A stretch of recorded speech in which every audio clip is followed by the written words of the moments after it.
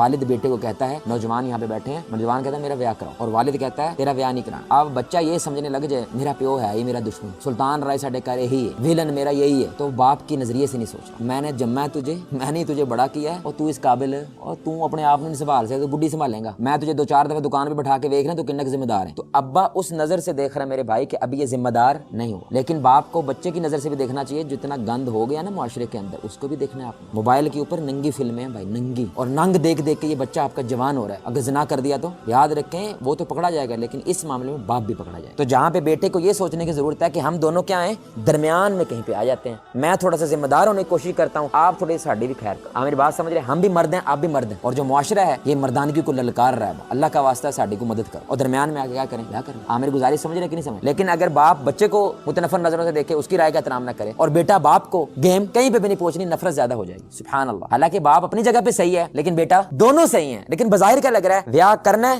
بیاہ نہیں کرنا، مخالف پارٹیاں لگ رہی ہیں، لیکن میرے بھائی جب آپ دوسروں کا نقطۂ نظر سے چیزوں کو دیکھتے ہیں تو کیا لگتا ہے، نہیں نہیں نہیں نہیں نہیں، یہ پڑھا لکھا ہے اور میں ان پڑھ ہوں، ان پڑھ بندہ کسی اور نظر سے دین کو دیکھتا ہے اور پڑھا لکھا، اس لیے ہم میں اختلاف ہو رہا ہے، تو ہم درمیان میں آ سکتے ہیں انشاءاللہ۔ تو اللہ سے دعا ہے اللہ تعالی ہمیں اس کو اپنی عملی زندگی کا جامہ پہنانے کی توفیق عطا فرمائے۔